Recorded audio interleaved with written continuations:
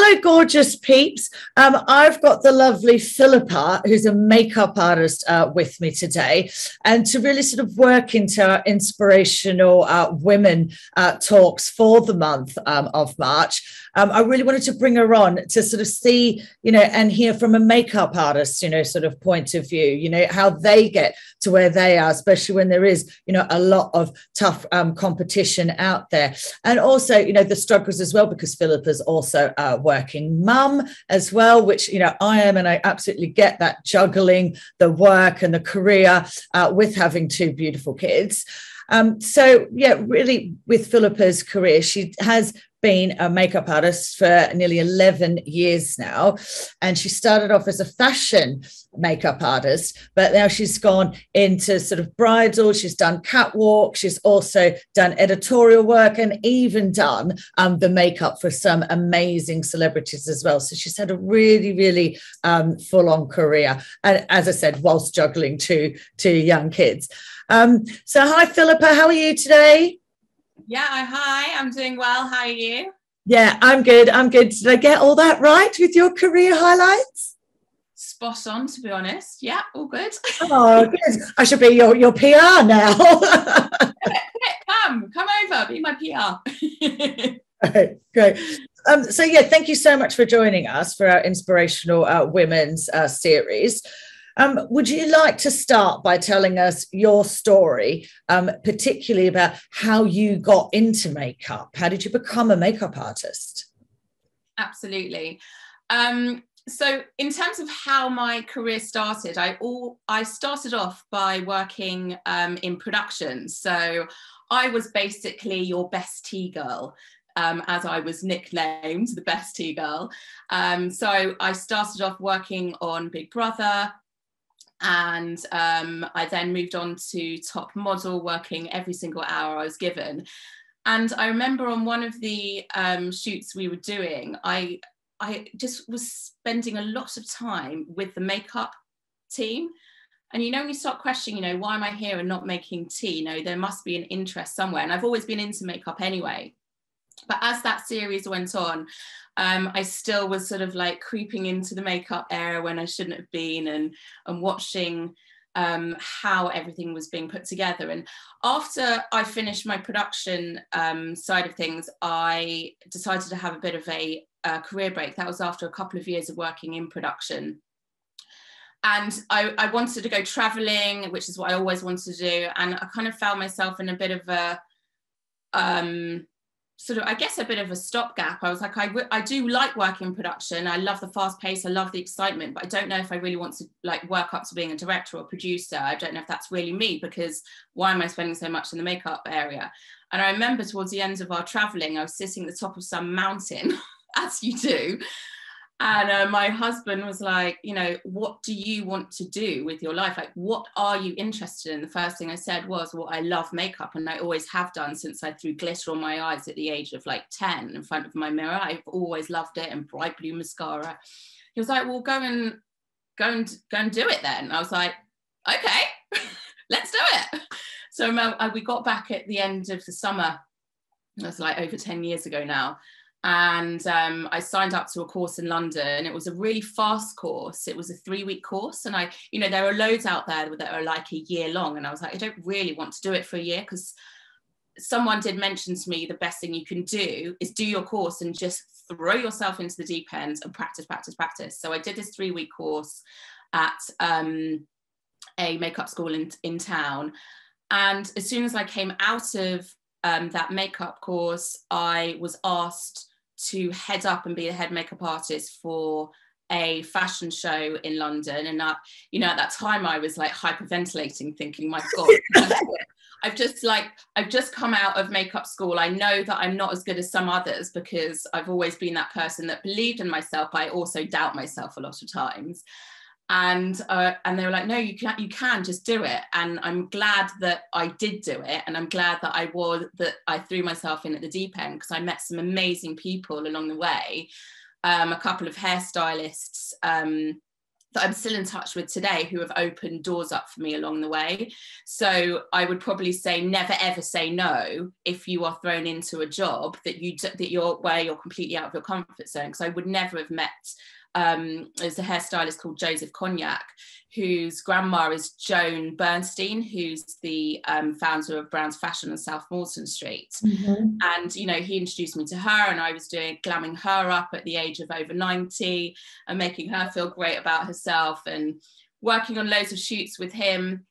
And then again, another hairstylist friend of mine called Dana, and we're basically like this. We go everywhere together. We do all our shoots and bridal and what have you together. And it's meeting those teams of people and those like-minded people that will stay with you forever. And had I not said yes, I don't know, I may not be where I am today, because they've opened so many doors, and he's still opening doors for me now, and vice versa. So keep those people close to you that you meet.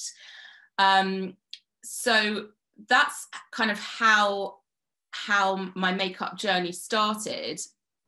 And then after I'd done my course, I met another makeup artist called Louise Constad, who has been in the industry for many, many years, looks after many top names, and is quite frankly a phenomenal makeup artist. Yeah. And I had done my course already, and I said, you know what, I don't need to do another course, but can I just come and assist you and help you because she was teaching a course as well. And she was like, yeah, absolutely. Come and help me, come and see what's going on. And I went and helped out on a week-long course with her. And she was just teaching in her flat with a group of girls. And I picked up some amazing skills. And she has basically been, I guess, a mentor for me over the last 11 years, because what I find as a makeup artist, as someone that's self-employed, you are on your own. Of course, I've worked in, which we'll go into in a minute, I've worked in retail for many, many of my years. But as a makeup artist, you know, if you're working in an office, you've got someone to turn to, be like, I actually don't understand what I'm doing, or where do I need to go from here? You've got no one really to turn to. So you need someone in your life where you can ask these questions, someone that's going to help to push you and believe in you and make you go to the next level when you're having setbacks. And I remember she always used to say, you know, always turn up to your job, no matter if someone has died. No, actually, if someone has died, you may not be able to, but always turn up to your job no matter how ill you feel, because if you lose that job, they will not rebook you. Yes. And I've never forgotten that, because although that is a piece of information that's really obvious, it's probably not obvious to a lot of people as well. So as ill as I've been, or, you know, whether it's a cold or whether it's actually very unwell, I've always turned up to a job. So like, I'll never forget that piece of information. And then also, I remember her saying to me, you know, be patient with your career. You know, there's a lot of competition in this industry worldwide. And, you know, a lot of it is who you know, but obviously you've got to have that skill set and that personality with it. And she said, you know, 10 years, just give it 10 years and then you'll have your break. And I remember hitting the 10-year mark. And I was like, you know, I've done really well. I've done really well for myself, but I'm still not where I want to be. And I don't think I'll ever be where I want to be, because I'm right for there. But I did get to where I was. I had a massive break last year, towards the end of last year, on the Vogue shoot, and I've had some other really lucky breaks before that as well. You know, but it took that length of time to get there, and she was absolutely right. And I remember messaging her and I was like, thank you for believing me, and thank you for, you know, you were absolutely right, it took a decade, and for some people it may take a year and they may be lucky, and that's great for them, but, you know, not for everybody, because there's a lot of competition out there. But yeah, so the career, you know, I followed what was advised. When you come out of makeup school, they go and get a job on a counter. So my first job was for quite a mainstream brand, and I worked there in Liverpool Street selling their gorgeous products. It was a lot of fun. I didn't have any ties at the time. I was working, you know, all the hours I was given, basically. And then I moved from one brand to another brand to another brand, and then finally ended up at the last couple of brands I worked for, you know, really pushed me and pushed my skills to the next level. Because if you're not practicing the whole time, you're not going to improve. The whole thing is that if you do a makeup and it's not great, you then will analyze why it's not great, and that's where you push yourself to the next level. So actually working in retail on a counter on real faces, may I add, where you learn, because there are fashion makeup artists who I know and, you know, who are putting all this beautiful work out on Instagram, and it is amazing, but the models are naturally beautiful, you know, and I feel in today's world right now, people want to see real people. They want to see people who have enlarged pores, maybe not a face that's completely even, happy lines, as I like to call them, not wrinkles. Yes. Sun damage, like whatever. And I feel that if you work on the counter, for makeup artists out there that want to build, then you are working on real faces, and you will give yourself challenges. Because if you work on models your whole life and then get a real face that is that's harder to deal with in terms of the texture, whether it's a more mature skin or whatever, you'll get to a huge obstacle. It's the same in hair. So yeah, that was great. And then I guess from there I just met people, and I ended up working, this was I think through Joseph Cognac as well. He put me in touch with a photographer who put me in touch with someone else, and I ended up getting my work printed in a Middle Eastern magazine called Laha and HI magazine, and had my work published in ID magazine, and I've worked with some really, really great brands, and that's been really good. But it's been a really, really tough career. You know, my heart is in beauty and bridal. I specialize in bridal makeup. That's what I love. I think because I love making women feel good about themselves, that's what I get a lot of satisfaction from. If I make someone feel good about themselves, then I know my job's done.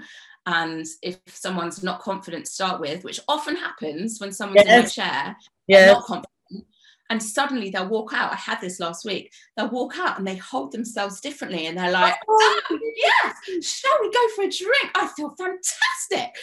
And you're like, that's amazing. I am so pleased. It makes me like my hair stand up still, even 10 years on, because I've made them feel really good about themselves. Yeah, definitely. I mean, because I remember having that feeling, because when I was a hairdresser and a colorist, you can change somebody's hair color, and oh my God, it literally knocked 10 years off them. But also they could just walk out almost like a different person to when they sat in the chair. You know, definitely. So I get that feeling, I get that buzz. You know, it is amazing being able to do that. But oh my God, I love your 2 points of advice though about, you know, never say no, and then always show up. I think that is like definitely what you have to do. And again, especially when it's your own business or, you know, your own self, you absolutely have to show up. You can't sort of like call in sick and just think that the person sitting next to you is going to cover for you. It's you or it's nobody, isn't it? Well, this is the thing, like I remember all I wanted to do was work on X Factor. Like I do have my heart also wanting to work in television as well, whether it's presenting, because I also have a background in presenting when I was on television a long time ago, which was quite fun. But I remember I got an interview for an audition, for working on X Factor. And then I unfortunately got really sick and had an ectopic, what did I have? No, that's right. Yeah, I had the ectopic pregnancy, ended up losing my left tube, had a lot of internal bleeding. And I was like, I could swear right now, but I was like, I am not turning up to that audition. So God. I had the operation. I think it was the next day or the next day after that, I can't remember. I remember I got my model, because you had to bring a model, and I got my husband to drop me, and I went and did that audition, and I didn't get it. And I was really annoyed, because I knew I actually did fantastic work, and like she did, the makeup artist did know what had happened, but like because I'd wanted something so badly, and because they had that little thing in my ear saying never, don't turn up, I was like, I'm turning up, I'm fine, I've had the operation, it's done. And yeah, and that for me probably was like the beginning of how some setbacks started, you know, when you're like, you're let down in your career, and you're like, what's going on. But it does, for me, you get that minute of like, that minute letdown, and you're like questioning yourself as an artist. But it, for me, it really pushes me to keep carrying on. And my husband's very supportive on that, because I do go down a lot and he has to pull me up. But you have to, if you love what you do, you've got to pull yourself back up, otherwise you'll finish your career. Yeah, definitely. I mean, and I think passionate people fall harder than people that just consider it a job, isn't it? Like, if you absolutely love it, I think you fall harder and you take it more personally. But I mean, again, how can you not take it personally? It's you doing, your job. I think when people say, "Oh, don't take it personally," it's a bit like, well, how can I not? It's me. And it's taken years. It's taken years to not take them personally. I'm someone who does take a lot of things personally, and I probably say when I hit my 9 or 10 years, I suddenly was like, I don't care what people think. Yeah. In a cocky way, but I was like, I know that I'm good at what I do, and I've got the skills. I may not be like, the Val Garlands out there or whatever, but I'm the best of who I can be right now in my career, and I don't really care about what people think right now, and it is what it is. You can't, because otherwise you'll pull yourself down and down. Yeah, so I was just about to ask, so when you do have that setback, especially such a hard one after what you went through with that ectopic pregnancy, having the operation and showing up the next day, you could have easily just thrown in the towel and go, "No, do you know what? This is just too almost heartbreaking." But how do you pick yourself up from a job that you would get a lot? I'm not saying you're not, because you're not good enough, but it's very competitive, isn't it? It's like models. They have to have thick skin, because if you're not right for the job, you're not right for the job. But they could go to like hundreds of auditions and maybe walk out with one job. So yeah, on such a fast-paced job like that, how do you pick yourself up from rejection then? I mean, you have a few days of feeling rubbish, but you just do. I mean, I like escaping to music a lot of the time, so I may put some, like, go for a walk or put some good old drum and bass on, taking me back to my party years. But it's hard. There's no one answer, in the day we are today, especially over the last 2 years. How do you pick yourself up from, being in lockdown for practically 2 years? You go outside, you get fresh air, you listen to podcasts, you meditate, you do Pilates, that sort of stuff. But I'm trying to remember how I was so full of emotion at the time, because I'd obviously lost the pregnancy and lost my left tube, and hormonal though, because your hormones would have been like raging as well, not knowing what to do. So whether mentally or emotionally, but hormonal, surely you must have. I was really angry at the makeup artist. She doesn't know that, but internally I was like, how dare she even do that after I turn up after that's happened? How rude. I think you had a right to be angry. Now you know. Now she knows. In case she ever watches it, now she knows. But yeah, no, it was really difficult. I mean, the morning I was not knowing what was happening, I actually had a bride that morning, and I knew I was going either through a miscarriage or something, and I was like, I need to be with my bride in like half an hour, but something's happening, and I had to go and do the job, and I was dizzy. I was like, it was a bit irresponsible of me, but I was like, I have a duty, I can't let the bride down. So I went and did that job, and then I was in hospital as soon as I came home. But my God. Like that, but I'm so passionate about what I do. Like, I can't. But especially on her wedding day, I mean, you would sort of feel, that quite responsible on her wedding day, letting her down. But I think she might have accepted it if she knew you were having an ectopic pregnancy. You can't be so hard on yourself. No, it's ridiculous, isn't it? But I guess it just shows. I'm not saying people go and do that, but like, I guess I'm one of those people as an artist that never likes to let people down. And I think that has pushed me to the next level of where I want to be as an artist. But you just can't think of rejection. You just got to push yourself to where you want to be, and you want to go and help people and do stuff, and yeah.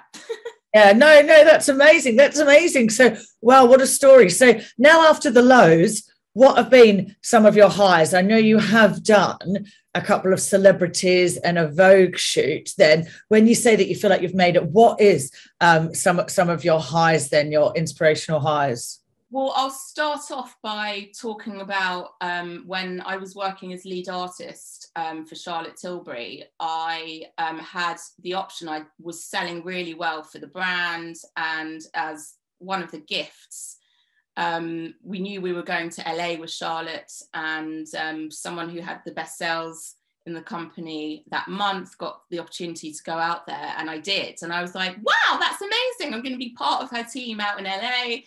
And I did. And for me, I was like, that's really nice because I'm being appreciated. Again, going back to the self-employment, unless you've got a really, really good manager or boss, you can't be like, oh, well done, Philippa. Great. Should we go and celebrate with myself? Yeah, great. You know, you get appreciated. I've got my makeup artist buddies to do that with. But you get appreciated in the brand. Went out to LA, represented the brand in the launch out there, which was absolutely incredible. And I guess that was a great break for me. Again, Louise Consad, who I've looked up to my whole career, she let me look after some celebrities that she was looking after, and left me with them, which also gives me, you know, a lot of confidence in myself that she's allowing me to do that and helping her out on those shoots. And I'm just trying to think where else. Oh yes, and then of course, along the way, when I was working on I then worked on Top Model, having worked as a runner behind, actually worked on the scenes as some of the press junkets. So I was working on some of the models from there, and managed to get a job as well, working on red carpet. It's just it all spirals, and a lot was happening. And then towards the end of last year, I got a phone call out of the blue on a Saturday night, whilst my husband was going to go and get fish and chips. My mother-in-law was down visiting, and the reality of it. Love the reality of it. I had this phone call, and I thought, you know, like in today's world, I feel like, do you believe the person on the other end of the telephone that's calling you about this job? I don't know if you ever feel the same, but I'm like, is this a real? Are you for real? Is this phone call happening? And I got booked on a shoot with Emma Watson, and then I didn't know that it was going to be published, and all of a sudden on Instagram I got tagged in by Vogue, and I was like, what?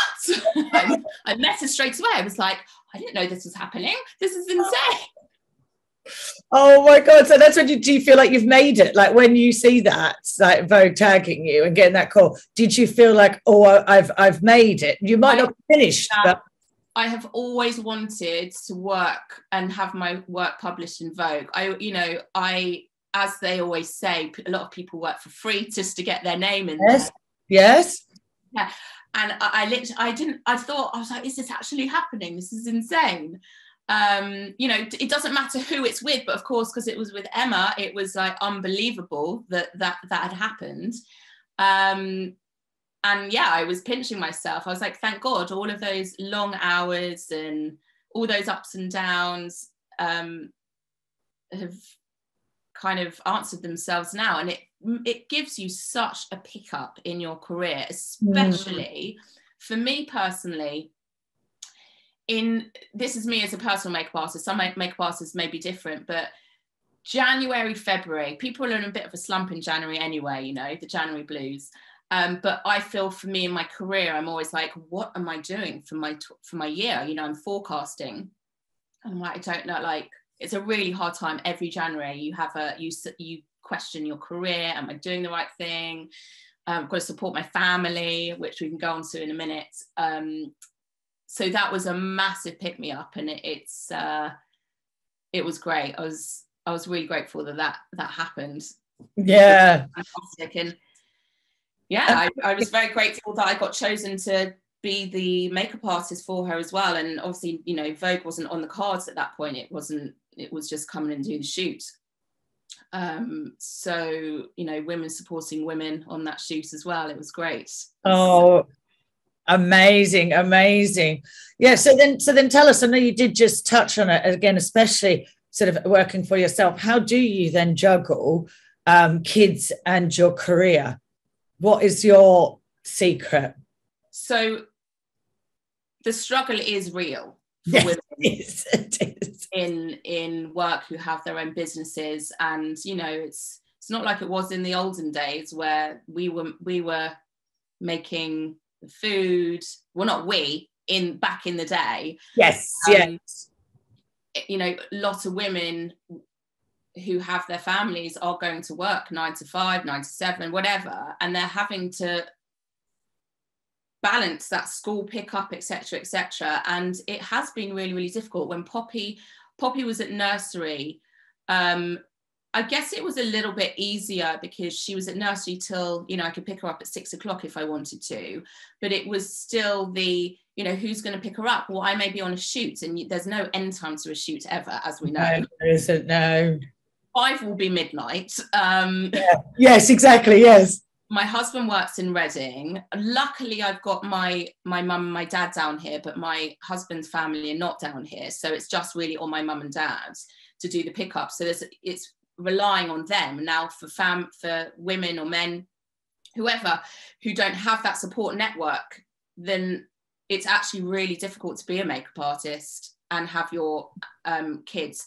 Unfortunately, there's a lot of makeup artists along the way that I met when I first studied, trained as a makeup artist, who have packed it all in. Yeah. And it's really sad to see, because they were the people on the course where I was like, you are phenomenal makeup artists and you're going to really go far. And they you know, they've gone far in other ways and really being successful in other ways, just not in the makeup and the makeup side. But there's a lot of organisation. And now Popsy's at school. Obviously, school finishes at 3 o'clock. Luckily, she's now on the bus, so I just pick her up from the bus stop. But there's still that element of, like, if I get called to do a shoot, there's a lot of organisation with my husband, and then around my little baby Mason, I can't say yes to all the jobs. So this amazing piece of advice that we've talked about throughout this from Louise, that is never say no to a job, I've had to emotionally detach myself. Because my priority are my priority are my children. Yes. Of course, my career is there as well, but, you know, my priority are my children. I want to come home. I want to be the mum where my kids come home and they see me and I'm putting the food on the table and we're doing fun things, or we're doing the homework, or I'm taking her to classes. And right now in my career, that's the decision I've made. I can't push myself to the next level just yet, and it will happen. And I've had to make that really difficult decision. If I didn't, and I threw myself out in the deep end to keep going further and further, I would have to have a nanny, because I can't rely on my parents. You know, they're not 21 anymore. And I'd have to have a full-time nanny. Now, of course, I've had this conversation with my husband that if anything big and major came up, like, that's what he has holiday days. But the thing is, the attitude I have is you just make it work. Like, I've got a job next week coming up and I have Mason that day and I can't get him into nursery and my mum's not around, so he's going to take some time off. You just make it work. Yes. Yeah. No, I totally agree. I mean, again, that's exactly, you know, the choice I took. It's like, I could get a nanny or a childminder to pick them up. But I thought, you know what? They're so young for such a little time. Philippa, honestly, it's like Jasmine is 10 now. She's in year 6. In September, she's starting year 7. You know, she'll be getting the bus to school with all her friends. It's like, this is like my last 6 months of, say, like picking her up and dropping her off. You know, it has gone so quickly. So, you know, I totally get that. And I totally agree with it. You do just make it work. You know, and I don't think there's anything wrong with taking that responsibility and going, do you know what, I just want to be there for my kids. It's literally only, say, that first 10 or 11 years, and then they're going to be off, you know. So whilst and you're working for the evening, like I'm like always known as the night owl. Like I I have 3 days to basically do everything, from my makeup artistry, from bridal trials, beauty styling, as I'm a beauty stylist as well, all the admin, all the invoices. And I do end up doing my emails until like 11:30 at night sometimes, which is really unhealthy. But like you said, it's a like really small stopgap in your career. It's a time where you just work and work and work. Yeah. Yeah, no, exactly. No, I know. And I think that was like probably a little bit of a silly question, like, what's your secret? It's like, there isn't a secret. You just make it work, don't you? You pull wherever you can and from wherever you can to do it. But yeah. It's hard. A lot of my friends, I have conversations and they want to pack their career and what am I doing? I can't be there for my kids. I'm so stressed. And, there's a lot of pressure on women, because it's so hard to survive in the world that we are right now, that, both the woman and the man does need the career, and then you've got to balance your life. If I was still working retail, I remember when I first started before Mason came, and I turned around to my boss and I was like, I can come back and work for you like a day a week or 2 days a week, but I need to leave before school had started. I need to leave by 4:30 because I've got to go and pick her up. And that's the way it is. So if you want to book me, then fine. If not, then see you later. And she did allow me to leave earlier and she wasn't happy about it. But what are we supposed to do? Yeah, well, no, exactly. And again, I think, again, in a retail space like that, you do actually have other people, don't you? You do have other people on the counter that could cover you. And, that's something that definitely I've put in with my team as well, because we've got a really strong team of women. We've got a couple of boys, bless them. But, the ones that the working mums, they do part-time. They either do school hours or they do 3 days a week or 4 days a week. I have to give them that time and I want to give them that time, and then you have the people that want the full time and are just starting their career and getting onto it. So, we were quite lucky because I do have a balance of. But that's amazing you have that balance. I've never heard of that balance. Yeah, no, I know, but it's just something again that, I definitely wanted to implement, because again, me going back to my job after having Jasmine, they really weren't accommodating. They're like, no, you still have to be here. You have to finish at 6 o'clock. You have to, if you're in a meeting, you can't leave a customer facing meeting, all this stuff. So I'm just like, I'm so never doing that with my own team. No way I'm going to treat any woman, mother, not mother, woman, man, like that. If they've got life things that they need, we can work around it, because we are multitasking people. I mean, your multi-purpose balm. Yes, exactly. So I was going to say, oh my God, that you've had such an incredible story and such an incredible journey. Can I just ask you a few quick fire questions now? Go for it. Right. So the first one is, what is your idea of self-care? So what do you really do, again, at that time when you're working, you're being a mum and you're working till doing emails till 11 o'clock? What do you class as self-care, and what's one of the things that you do to give yourself back? I'm going to be perfectly honest and say I don't give myself enough self-care. And I think I probably speak for a lot of women out there on how fast-paced everything is. But on a Thursday, I take myself off to Reformer Pilates. Good. I do Pilates just to get out of the house. And when it's nice weather, I go for a walk and I go for facials. Yes. Self-care. Yeah. So that was going to be my second question then. Again, being in the beauty industry and being a makeup artist, how much time do you give to beauty yourself then outside of your work? Or do you consider it like, oh no, that's work, that's a chore? But I don't think you do. I can tell by your passion that you probably do as much, possibly afterwards. So what's your attitude to doing beauty on yourself afterwards then? I mean, I'm completely rigorous in my whole regime. There are times where I do fall asleep in my makeup, which I'm a huge advocate of not doing, but that's because I'm so exhausted. But I will always make the time to do my skincare. So I have my regime every morning, every night, because honey, this is on show for the rest of your life. Yeah. I think, you know, you have time to do that. So, but also I have my own YouTube channel, on my social, on my Instagram. I'm always talking about beauty and products. And because of my beauty styling service, where I help women, you know, be a better version of themselves, help them find the makeup that they need when they're completely stuck. I always need to be on top of everything out there, all the new products out there as well. So I'm forever involved. Now, having said that, that I usually do escape for facials, I'm going to put my hand up and say that I haven't been for a facial for over 2 years, which is very unlike me. Because no, not 2 years, a year and a bit. I think I went back to Face Gym to basically get my face, you know, toned and gymmed. Yeah, exactly. But I haven't actually, in terms of the self-care, I think because my business was practically shut down for 2 years, I have put everything into my children and my business and not myself. But I would normally go for a facial every few months, and beauty, I always look after my skin. It's just, that is my thing. Skincare is me. That's what I pride myself on. Yes.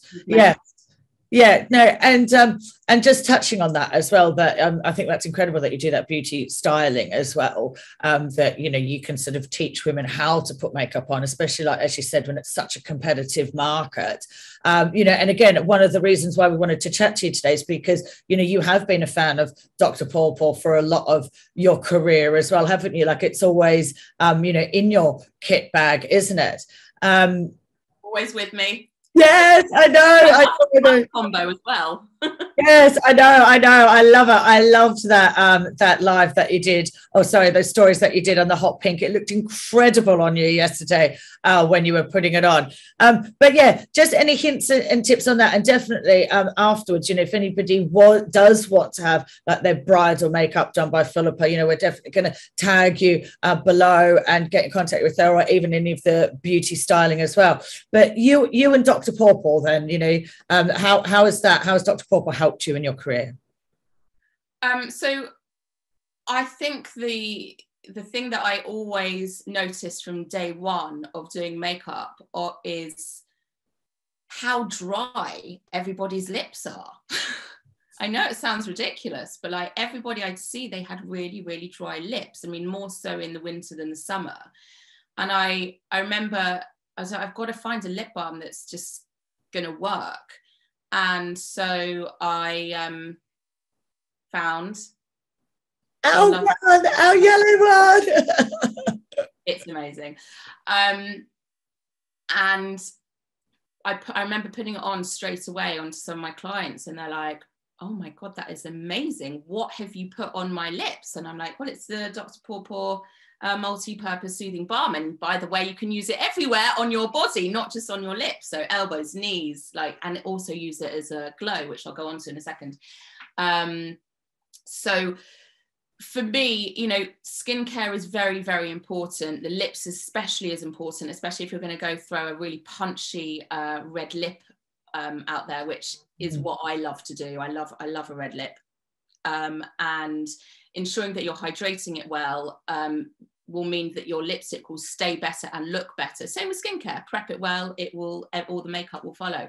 So this has been amazing, and it's been a staple in my kit, especially because everybody keeps saying every time, oh gosh, what's that you put on me? Oh wow, okay. And you know, they go and buy it literally straight away.